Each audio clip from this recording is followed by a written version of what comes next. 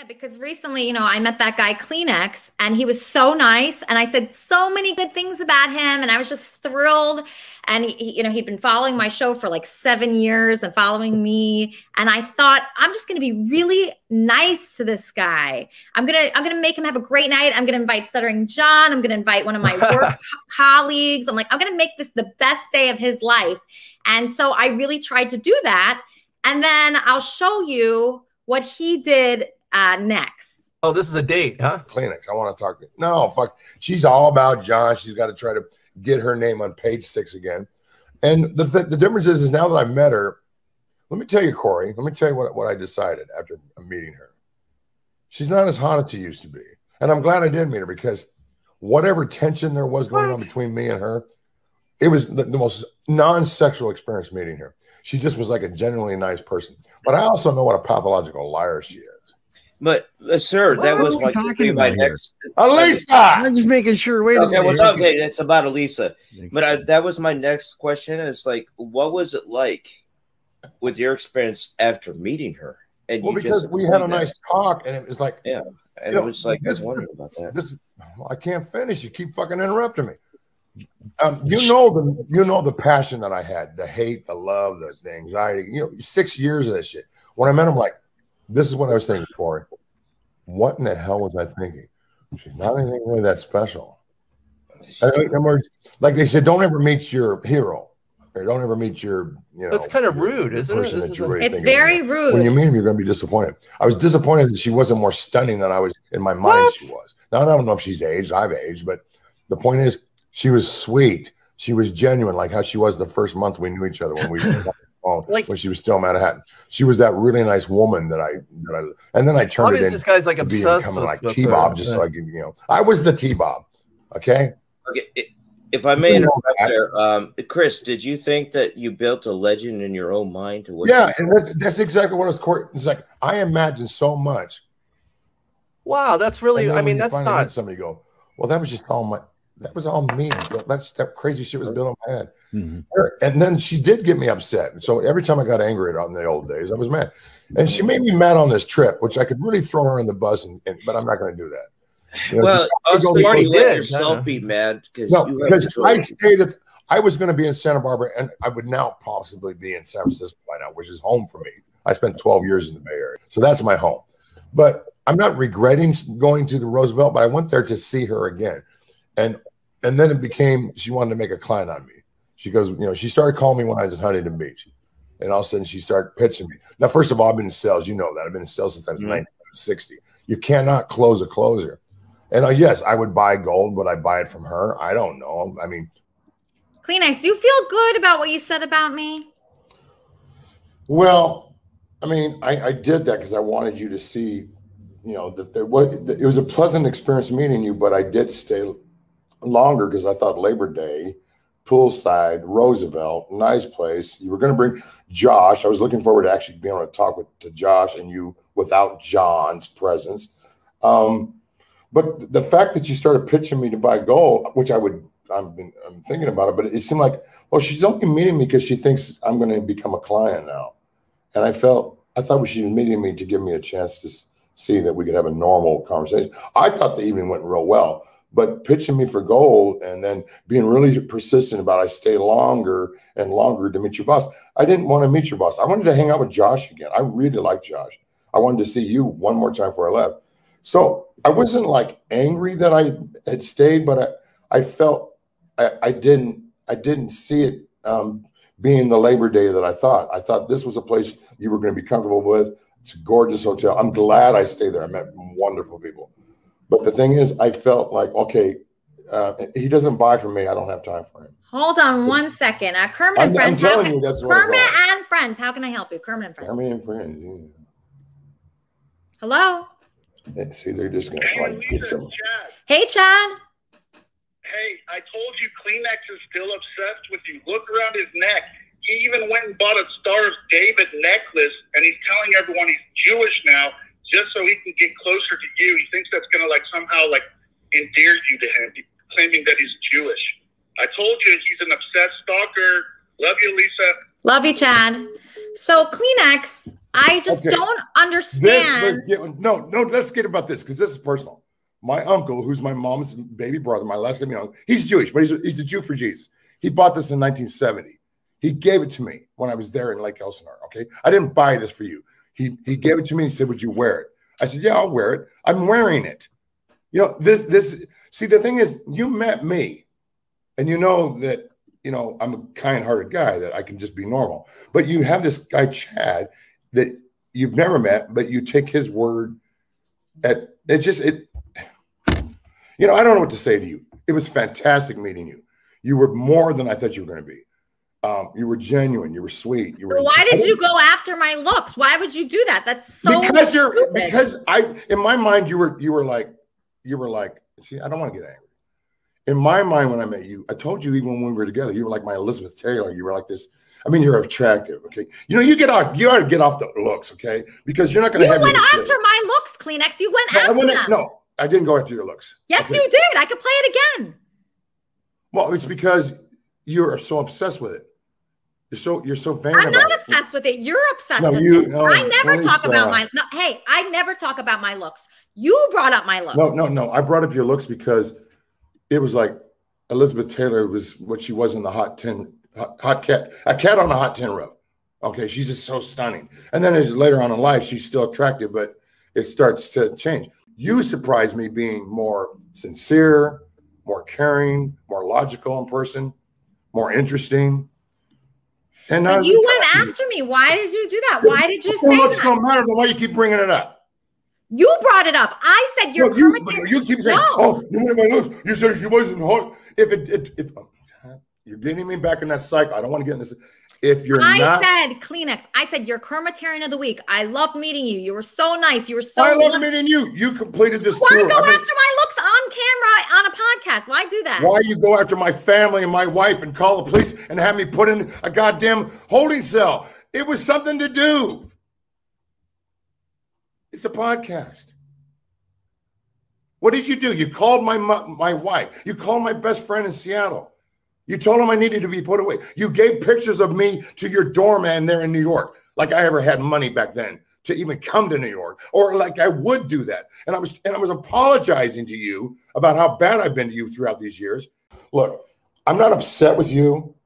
I know you think I'm upset with you, Kleenex. Okay, I took my time out. I spent $1,200 to be at the Roosevelt and you never showed the fuck up. I spent time and money that I was not going to spend because I expected to hang out with you and Josh at least for a couple hours on Labor Day. And then you said you went to a pool party where all they talked about was COVID. And I'm sitting at a cabana meeting nice, interesting people that are not talking about anything but enjoying it. You would have been in a better environment to come to the Roosevelt. And you probably would have not even been talking to me. You would have met somebody else, I'm telling you, at the Cabana and Roosevelt. And you would have had a lovely 2 hours. Or if you were there for 20 minutes, you couldn't even give me 10 minutes. And I dropped over $1,200 to stay there. Now, I still enjoyed it. It's just I didn't plan on doing it. And I chose to do it because I thought we were going to spend more time together. But it's like it became very obvious that I wasn't going to stay after Tuesday and give you the financials records. I told you in the DM, my wife said, you're not doing anything if you're going to become a client until we talk about this. That's how you stay married for 32 years. But you wouldn't know a fucking thing about that because you've never been married. You don't do things in financial in a marriage without your wife's permission. It's our lives. You know, you have problems when you want to do decisions on your own. I didn't take this trip about my wife being on board with it. Everybody's like, oh, his wife threw him out. She's on board with it. We talk every day. It was a pleasure to meet you, but I didn't. When you set me up to make a client out of me, I'm a salesperson. I'm the kind of guy like Robin Williams that go into a damn funeral and try to sell somebody a goddamn car. So I'm guilty as what you did to me. Or you're just working. You're always closing. You're always closing. They say always be closing. But I was offended, not by that. I was offended that I stayed at the Roosevelt for 2 extra days and you couldn't even stop by for a half hour. Elisa, it was a joy to meet you. My saying that what I was trying to say what I'm trying to say is, I had you built up in my head as something bigger than life. And when I met you, you're just a person. You're just a person. That's it. Now you're going to be angry because your looks are involved. How would you like to look? How would you like to look like me and try to get through? I didn't criticize your looks. Oh, you have in the past. Don't say you haven't. Yeah, put that one up. Yeah, see.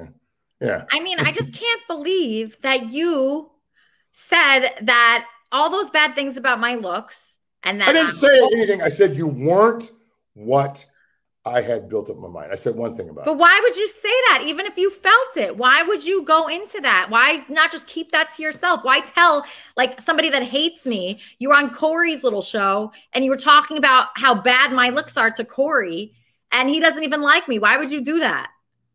That's so weird. It makes me not want to meet any fans. First of all, I told you from the beginning, I'm not your fan because I don't find your music interesting like Clearsiders. I'm not a fan of what you've done professionally. I got involved in your podcast. I admired you as a person. Okay.